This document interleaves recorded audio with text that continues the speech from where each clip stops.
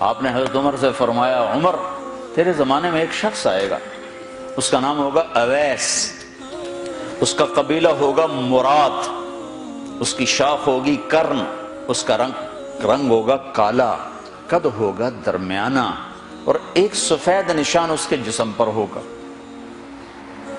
جب وہ آئے تو تم اس سے دعا کرانا، علی تو بھی کرانا، عمر تو بھی کرانا، اور میں قسم کھا کے کہتا ہوں کہ اویس جیسوں سے دنیا بھر جائے تو عمر و علی کے ایک بدن کے بال کے برابر نہیں، لیکن اس کے ذریعے سے ایک پیغام آگے پہنچانا تھا۔ تو حضرت عمر اور حضرت علی حیران ہو کر دیکھنے لگے کہ ہمیں کہا جا رہا ہے کہ اویس سے دعا کروائیں، وہ ہم صحابی وہ تابعی۔ تو آپ نے فرمایا اس نے ماں کی ایسی خدمت کی ہے، جب وہ ہاتھ اٹھاتا ہے تو اللہ ہاتھ واپس خالی موڑتا ہی نہیں۔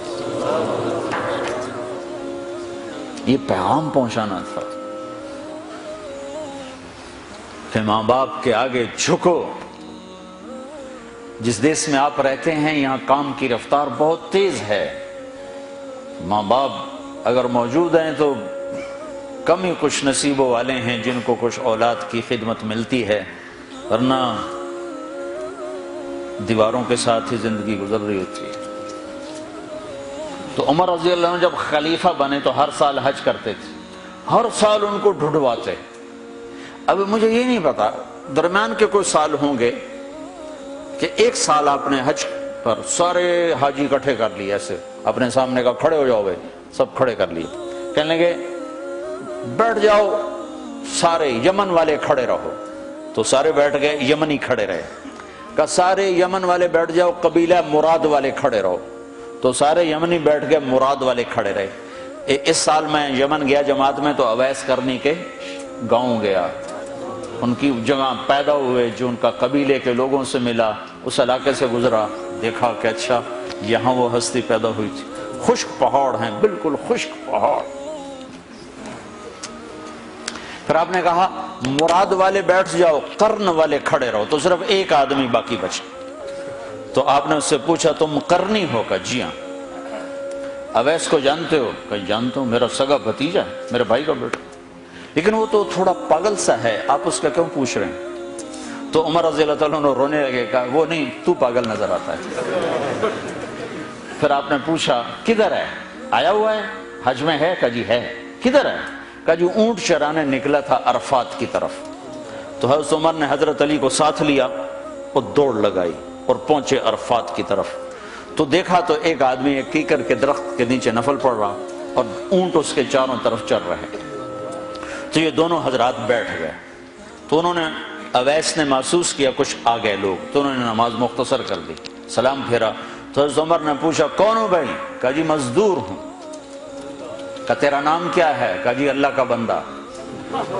کہا بھائی ہم سارے کے بندے ہیں، میں پوچھ رہا ہوں جو نام تیری ماں نے تیرا رکھا وہ کیا ہے؟ تو وہ تو پہچانتا نہیں تھا کہ عمر کون ہے، علی کون ہے، وہ تو پہلی دفعہ حج پہ آیا تھا۔ وہ کہنے لگا تم کون ہو میرا انٹرویو کرنے والے؟ انٹرویو تو میں اپنی طرف سے کہہ رہا ہوں۔ میں کہا تم کون ہو میرا پوچھنے والے؟ تو حضرت علی بولے یہ امیر المومنین ہیں عمر بن خطاب، اور میں ہوں علی بن ابی طالب۔ پھر وہ ایسے ایک دم گھبرائے، دونوں کو سلام کیا، میں معذرت چاہتا ہوں میں نے پہچانا نہیں۔ تو عمر رضی اللہ عنہ نے فرمایا ہاتھ اٹھا، ہاتھ اٹھا۔ برمنگھم والوں کو پیغام پہنچے کہ ماں کی خدمت کیسے کی جاتی، کہ عمر جیسا ہاتھ اٹھوا رہا ہے، علی جیسا، علی جیسا۔ تو وہ کہنے لگے میں آپ کے لیے کیسے ہاتھ اٹھاؤں، میری اوقات ہے کہ میں آپ کے لیے دعا کروں؟ کہاں، ہمیں ہمارے نبی کا حکم تھا کہ اویس آئے تو اس سے دعا کروانی ہے، کہ جب وہ ہاتھ اٹھاتا ہے تو وہ ہاتھ خالی نہیں آتے۔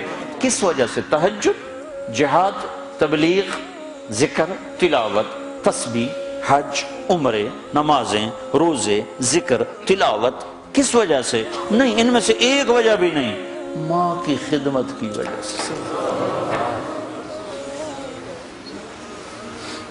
پھر ایک اور جگہ آپ نے فرمایا کہ لوگ جب جنت میں چلیں گے تو اویس بھی چلے گا، جب جنت کے دروازے پر پہنچے گے تو اللہ تعالیٰ فرمائیں گے اویس کو روک لو باقی کو جانے دو۔ تو اویس گھبرا جائیں گے، کہیں گے یا اللہ مجھے کیوں روک لیا ہے؟ تو اللہ تعالیٰ فرمائیں گے ٹھہر جاؤ، جانے دو ان کو۔ ہاں بھائی، اب یہ سامنے جہنم کے لوگ کھڑے ہوئے ہیں، تو شفاعت کر، تیری تو فعل لاکھوں انسانوں کو جنت میں ڈالو، تجھے اس لیے روکا ہے کہ تو شفاعت کر، جدھر تیری انگلی اٹھتی جائے گی ان کے لیے جنت لکھتی چلی جائے گی، ان کے لیے جنت لکھتا چلا جاؤں گا، جدھر جدھر تو انگلی اٹھائے گا۔ صرف پونڈ ہی سب کچھ نہیں، مائیں بھی بہت کچھ ہے، صرف پونڈ ہی سب کچھ نہیں ہے، باپ بہت کچھ ہے۔